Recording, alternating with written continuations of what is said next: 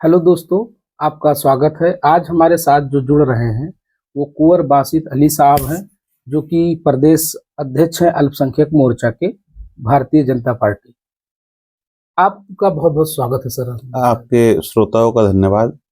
और मैं धन्यवाद भी करूंगा कि आपने अपना कीमती समय दिया। सबसे पहले हम ये जानना चाहते हैं कि अभी यूपी का बजट आया है और उसमें एक जो की वर्ड्स है या की पॉइंट्स है, पॉवर्टी इरेडिकेशन, पॉवर्टी को खत्म करना है, जो कि अक्टूबर 24 में आया था, 2024 में, और 2025 के अक्टूबर में इरेडिकेट कर देंगे पॉवर्टी यूपी में, ऐसा बजट में बोला भी गया। और ऐसा भारतीय जनता पार्टी का जो स्कीम है पॉवर्टी इरेडिकेशन पर, तो उस पर अब क्या मानते हैं, क्या हो सकता है, ये पॉसिबल है? देखिए, अगर मैं बात करूं तो उत्तर प्रदेश के बजट में इस बार अल्पसंख्यकों के लिए 10% इजाफा किया गया है। लगभग 365 से ज़्यादा का बजट जो है ख़ासतौर से मुस्लिम बच्चियों के लिए शिक्षा के लिए है, और 1998 करोड़ का बजट अल्पसंख्यक कल्याण के लिए है। और ये अपने आप में दिखाता है कि जब भारतीय जनता पार्टी सबका साथ, सबका विकास और सबके विश्वास की बात करती है तो इसको आगे बढ़ाती है और जमीन पर उतारती है।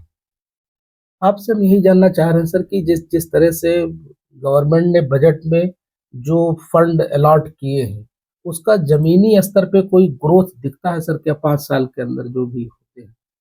देखिए, निश्चित रूप से आप अगर देखेंगे तो जो आईएएस आईपीएस या जो कंपटीशन वाले एग्जाम हैं उसमें मुसलमानों की तादाद में काफ़ी इजाफा हुआ है। और ये पहली बार है कि जब से मोदी जी की सरकार बनी है वो लगातार बढ़ रहा है।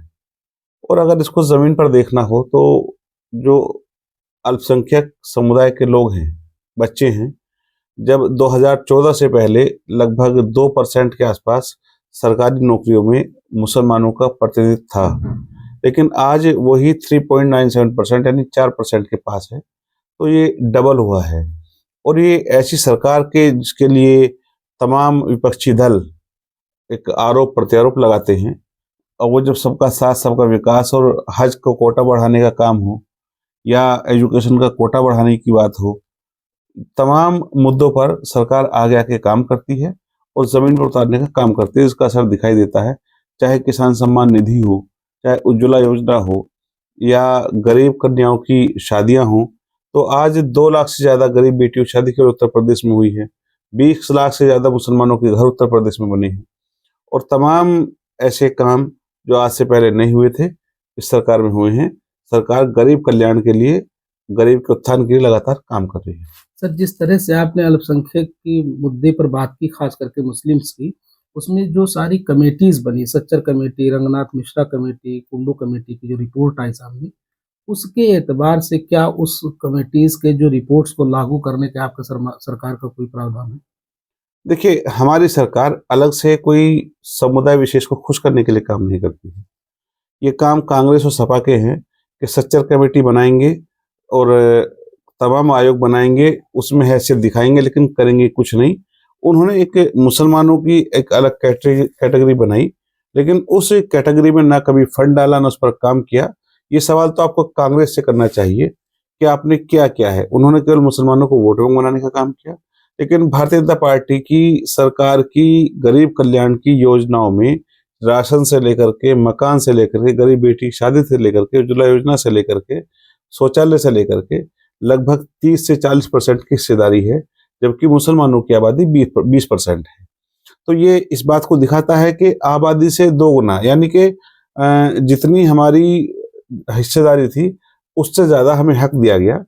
और जो सरकारें मुसलमानों का वोट लेकर के, उनको वोट बैंक बना करके सरकारें बनाया करती थी, उन्होंने कभी मुसलमानों के लिए, गरीब मुसलमानों के लिए कोई काम नहीं किया। जिस तरह से सर आप मोदी जी का हमने एक स्टेटमेंट पढ़ा था, उन्होंने पसमानदा मुस्लिम और अशरफ जो मुस्लिम होते हैं उसमें कैटेगराइज किया था, उसका क्या माने निकाला जाए सर, क्या समझा जाए इससे? देखिए, गरीब मुसलमान की बात मैंने भी आपसे की है।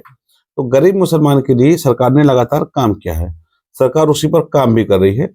और गरीब किसी भी धर्म, जाति, मजहब का हो, सरकार उसके लिए लगातार काम कर रही है।